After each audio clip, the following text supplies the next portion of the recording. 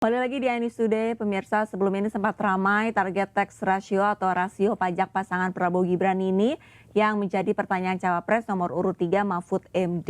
Ya, dalam debat calon wakil presiden beberapa waktu lalu, Mahfud MD menilai angka tersebut tidak masuk akal. Kita berikan berikut cuplikannya untuk Anda. Di dalam visi dan misi Anda disebut kalau rasio pajak dinaikkan menjadi 23%. Dalam simulasi kami, angka itu hampir tidak masuk akal. Karena pertumbuhan ekonomi bisa 10. Padahal selama ini pertumbuhan ekonomi 5-6 gitu. Itu kalau Anda bisa menaikkan rasio pajak sampai segitu bisa 10%. Lalu bagaimana Anda mau menaikkan pajak? Orang mau insentif pajak aja orang tidak ngambil. Terima kasih. Assalamualaikum warahmatullahi wabarakatuh. Waalaikumsalam warahmatullahi. Silakan cawapres nomor urut 2 untuk menjawab, waktu Anda 2 menit. Prof. Mahfud, yang namanya menaikkan rasio pajak dan menaikkan pajak itu beda. Satu, gimana caranya menaikkan penerimaan pajak atau menaikkan rasio pajak? Saya tadi sudah bilang di segmen sebelumnya, kita akan membentuk badan penerimaan pajak dikomandoi langsung oleh Presiden, sehingga akan mempermudah koordinasi dengan kementerian-kementerian terkait. Itu. Jadi DJP dan Bea Cukai akan dilebur jadi satu, sehingga fokus dalam penerimaan negara saja, tidak akan mengurusi lagi masalah pengeluaran. Lalu sekali lagi digitalisasi penting. Saya melihat di Kementerian Keuangan juga sudah menyiapkan, tapi mungkin aplikasinya masih pada tahap testing and enrichment. Kita melihat sudah ada core tax system yang akan disiapkan. Ini nanti akan mempermudah proses bisnis, mempermudah proses administrasi, memperbaiki pelayanan pajak. Misalnya sekarang nanti ketika sistemnya itu keluar, ketika kita akan melaporkan SPT tahunan, kita tidak perlu lagi mengisi dan menghitung, karena sistemnya sudah pre-populated, sehingga tinggal klik, tinggal konfirmasi, selesai. Perbedaan antara penerimaan pajak dan tax ratio. Anda bicara 23%, 23% dari apa ini? Kalau Anda bicara bahwa beda antara penerimaan pajak dan rasio atau tax ratio pajak. Kan kalau persen kaitannya dengan PDB, apa 23% dari APBN atau apa? Kalau 23% dari APBN itu salah. Karena sekarang aja sudah 82%. Dengan tax ratio sekarang hanya 10,5, sumbangan terhadap APBN itu 20%. Saya ingin tanya, 23% itu dari apa? 23% dari PDB atau dari APBN atau apa untuk menaikkan pajak? Hati-hati loh. Rakyat itu sensitif kalau pajak dinaikkan. Karena kita sudah berkali-kali nawarkan teks amnesti juga tidak jelas hasilnya. Kemudian teks pajak itu, insentif pajak sudah ditawarkan oleh pemerintah. Benar tidak Pak yang mau? Karena diperas-peras juga jadi alat nego di kantor pajak. Nah oleh sebab itu ini harus jelas. 23% dari apa, selesai. Silakan. Masih lanjut. Silakan. Pak, yang saya klarifikasi tadi adalah tax ratio dan menaikkan pajak, Pak. Itu beda. Kita ini tidak ingin berburu di dalam kebun binatang. Kita ingin memperluas kebun binatangnya. Kita tanami, binatangnya kita gemukkan. Artinya apa? Membuka dunia usaha baru. Sekarang NPWP, yang punya NPWP ini baru 30%. Artinya apa? Kita harus melakukan intensifikasi dan ekstensifikasi. Saya tahu pasti pada negatif thinking. Kita tidak akan memberatkan UMKM yang di bawah omsetnya 500 juta. Pajaknya 0. Iya, ini memang untuk masalah pajak sangat sensitif. Dan untuk membahas mengenai polemik ini, pemirsa, sudah bergabung bersama kami peneliti Indef, ada Mas Andri Satrio Nugroho dan Jubir TPN Ganjar Mahfud Agung Firman Sampurna. Selamat pagi Bapak-bapak, sehat? Selamat pagi. Baik, mungkin saya ke Mas Andri terlebih dahulu. Mas Andri ini kan sempat menjadi perbincangan hangat ya antara tax ratio sama pajak ini katanya berbeda. Nah ini mungkin bisa dijelaskan nggak maksud dari perbedaannya ini sebenarnya seperti apa sih gitu? Iya, Kalau saya sih melihatnya mungkin pertama kalau rasio pajak dan sebetulnya dengan penerimaan perpajakan itu kan sama, cuman mungkin tadi ya saya melihatnya dari Mas Gibran sendiri kurang menangkap gitu ya apa yang dimaksud oleh Pak Mahfud, karena yang mungkin dimaksud oleh Pak Mahfud itu adalah rasio perpajakan sebesar 23% dan bukan semata-mata memang menaikkan pajak, tetapi memang ditanyakan gitu ya gimana caranya menaikkan pajaknya. Saya rasa sih kalau yang tadi pertanyaan terkait dengan menaikkan pajak atau penerimaan perpajakan, sebetulnya itu lebih kepada taktik debatnya saja sih sebetulnya Mbak Lista begitu. Tapi kalau saya sih melihatnya memang pertama adalah terkait dengan rasio pajak kita ini sebetulnya yang tadi disampaikan oleh Pak Mahfud belum cukup clear gitu ya dijelaskan oleh Mas Gibran sendiri, karena pertama terkait dengan caranya gitu ya, cara untuk mencapai rasio pajak yang diinginkan itu melalui digital perpajakan ya, digitalisasi perpajakan terkait dengan core tax system, pengembangan yang saat ini sedang dilakukan oleh Kementerian Keuangan. Ini kan sebetulnya bukan gagasan yang baru ya. Lalu yang terkait dengan Badan Penerimaan Pajak yang nantinya akan beroperasi di bawah Presiden. Nah ini seharusnya juga di-challenge juga kembali ya, harus di-challenge kembali oleh Prof. Mahfud gitu ya. Sayangnya tidak keluar pada saat itu. Karena dari Badan Penerimaan Pajak kita bisa tanyakan gitu ya, apakah memang dengan adanya badan baru atau pelepasan dari DJP atau Dirjen Pajak dan juga Bea Cukai dengan masuk menjadi institusi baru, itu akan semata-mata bisa menaikkan rasio perpajakan kita sampai 23% dalam jangka waktu 4 tahun bahkan. Ini menurut saya salah satu challenge yang bisa dilontarkan, karena pertama kalau kita melihat dari Badan Pengawas Keuangan saja BPK yang memang notabene diisi oleh bukan kalangan profesional, bahkan kalangan politisi begitu ya. Apakah ini akan terjadi juga di Badan Penerimaan Pajak gitu. Itu satu. Dan yang kedua adalah bagaimana caranya begitu ya, bagaimana caranya untuk menaikkan penerimaan pajak itu sendiri, karena BPN sendiri kan memang mungkin ya didorong adalah dari reformasi kebijakan perpajakan, tetapi hitungan dari IMF misalnya dengan reformasi kebijakan perpajakan sendiri, potensial gain untuk tax ratio itu hanya sebesar 3,5% gitu. Jadi 23% saya rasa masih cukup jauh begitu dari yang diinginkan, bahkan menurut saya agak kurang visible begitu ya untuk target Tidak tersebut. visible ya untuk dicapai angka 23% itu. Baik, kita ke Bung Agung mungkin ya terlebih dahulu selanjutnya. Bung Agung, ini kalau bicara soal tax ratio yang diungkapkan oleh Gibran pada debat Cawapres kemarin 23%. Kalau kita ngomongin pajak, nampaknya kalau di masa kampanye pemilu seperti ini kurang populis begitu bagi masyarakat. Lalu sorotan dari TPN Ganjar Mahfud sendiri terhadap jawaban dari Gibran terhadap tax ratio yang diperkirakan bisa mencapai 23% bagi pada pemaparan ini bagaimana?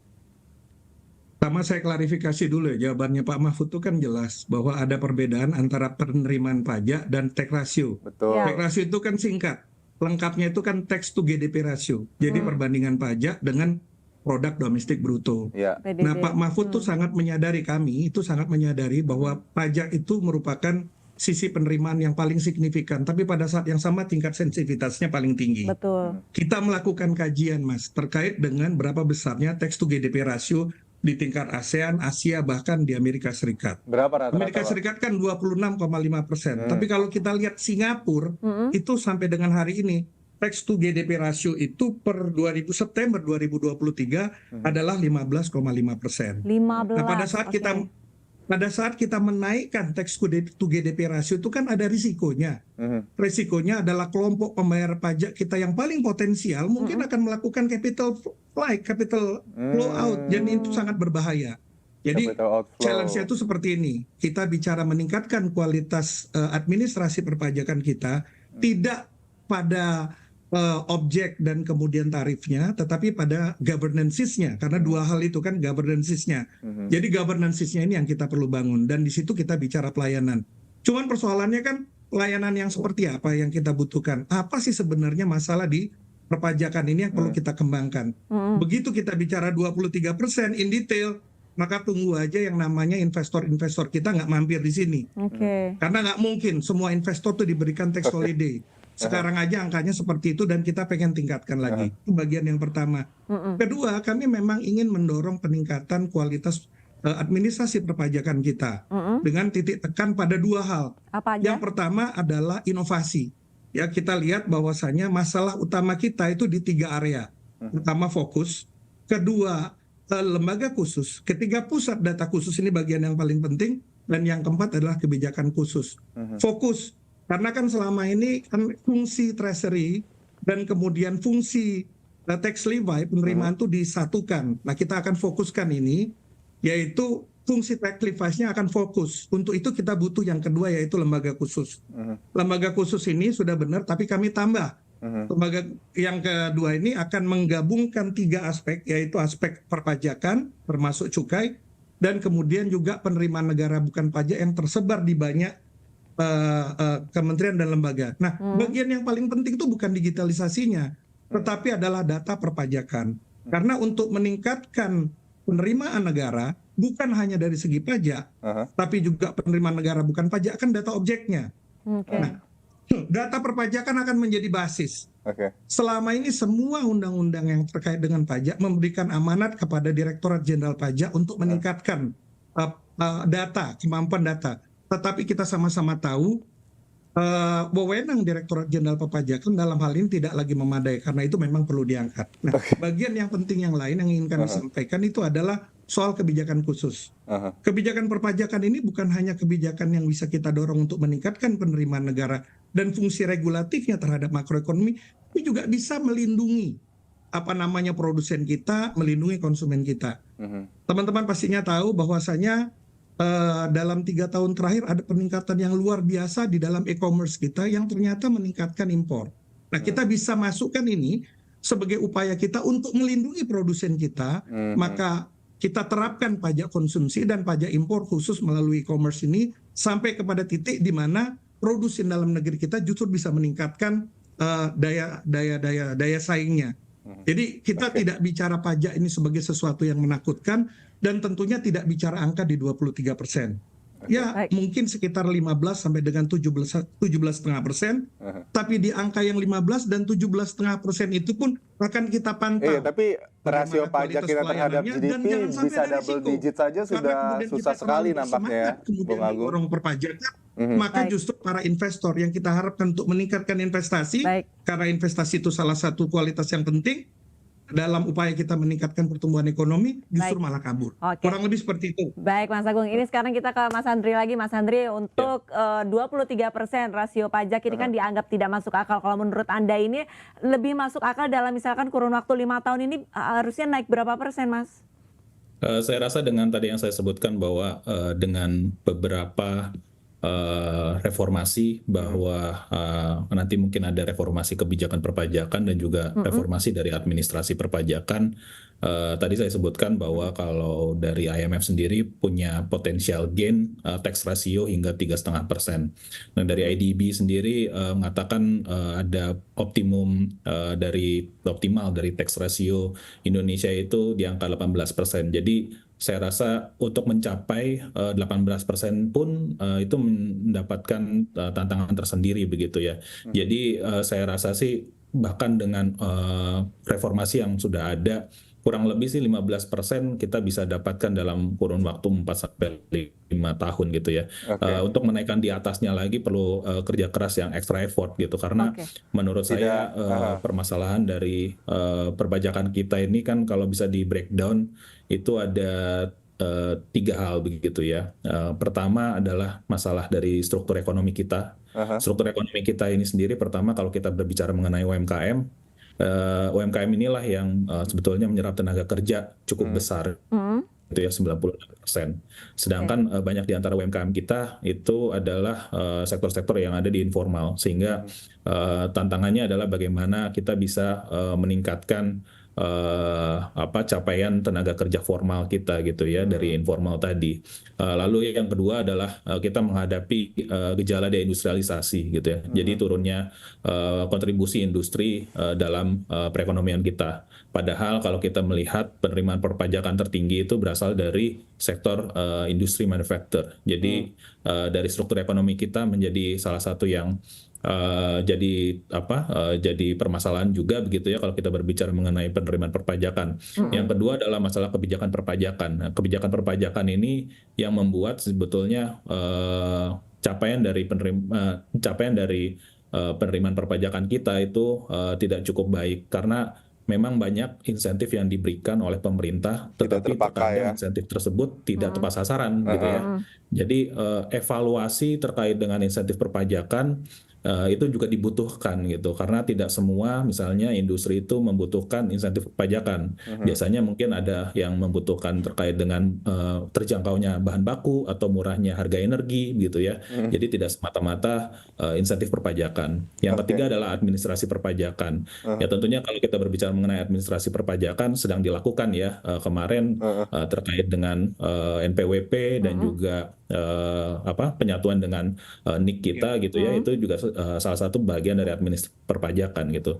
Tinggal nanti ke depan terkait dengan konteks sistem tadi bisa diimplementasikan begitu. Untuk Mas Agung ini pada saat debat Cawapres kemarin ini Gibran menganalogikan untuk pajak ini sebagai kebun binatang. Kalau misalkan tanggapan Anda ini dari TPN seperti apa? Ya, kita sangat terkejut, Mbak, karena kan kita tahu betul bahwasanya pembayar pajak itu adalah warga negara yang terhormat. Sehingga analogi yang seperti itu kan analogi yang sangat menakutkan untuk kita. Saya nggak mau membahas lebih lanjut, tetapi yakin bahwasanya kami tidak akan pernah menggunakan kalimat-kalimat atau narasi yang seperti itu untuk mengundermine posisi dari wajib pajak kita. Kita justru ingin memberikan pesan bahwasanya dengan meningkatkan administrasi perpajakan, mereka akan mendapatkan sesuatu yang lebih baik, pelayanan publik yang lebih baik, salah satu diantaranya. Tetapi pada saat yang sama kami juga ingin membangun kesadaran bahwasanya pajak ini sesuatu yang penting, bahwasanya pajak ini merupakan bagian dari kewajiban warga negara. Saya pikir itu kalau dari kami, pendek saja barangkali, Mbak. Baik, Bung Agung. Kalau ke Mas Andre mungkin satu lagi ya. Ini kalau kita bicara soal PDB, ini kan struktur penyusun PDB itu tidak hanya pajak, tapi juga ada PMDN, ada PMA, kemudian ada PNBP, penerimaan negara bukan pajak, begitu kan. Nah, kalau kita berkaca dari struktur komposisi GDP kita tersebut begitu. Jika kemudian tax ratio ditingkatkan begitu, ini kan artinya akan mengurangi rasio penerimaan dari sektor-sektor lain begitu. Apakah nantinya jika mencapai 23% itu begitu, apakah mungkin nantinya malah menurunkan penerimaan dari struktur komposisi penyusun PDB yang lain gitu? Ya kalau saya sih mengatakannya bahwa untuk meningkatkan tax ratio itu memang kita butuhkan ya, karena pertama kita membutuhkan pembiayaan yang berkesinambungan. Jadi kurang lebih kalau misalnya kita menghadapi rasio pajak kita yang rendah saat ini, memang program pembangunan yang kita rencanakan memang sulit untuk terrealisasi. Dan tentu yang kedua adalah resiko fiskal, karena untuk mendorong agar adanya pembangunan ini maka dibutuhkan utang gitu ya. Jadi utang ini akan melebarkan defisit fiskal yang akhirnya akan memperbesar risiko fiskal kita. Nah, tentunya kalau kita berbicara mengenai dapat dari mana begitu ya pembiayaan pembangunan kita gitu ya, tentunya kita harus mendorong beberapa hal yang tadi Mas sampaikan gitu, Mas Aldi yang sampaikan, jadi bahwa tidak hanya dari pembiayaan berdasarkan dari pajak kita gitu ya, tetapi juga mungkin kombinasi dengan utang juga, mungkin utangnya tidak terlalu besar. Yang selanjutnya adalah bagaimana kita meningkatkan juga terkait dengan pembiayaan dari investor kita gitu. Tadi sudah disebutkan juga oleh Pak Agung bahwa memang ada implikasi bahwa semakin besar tax ratio kita itu akan memberikan pertama ya sentimen dari investor itu juga tidak cukup baik begitu ya. Capital flight atau larinya modal dari Indonesia. Ya, dengan angka yang sekarang aja pengusaha Indonesia banyak di Singapura, Pak. Ya betul. Jadi di situ gitu. Betul, dan, Posisinya Anda bisa bayangkan kan kalau naik jadi 17,5 atau Ya. apalagi sampai 23%, habis itu betul. investor potensial dalam negeri kita sekarang pindah. Nggak Baik. jauh-jauh, dekat-dekat di sini.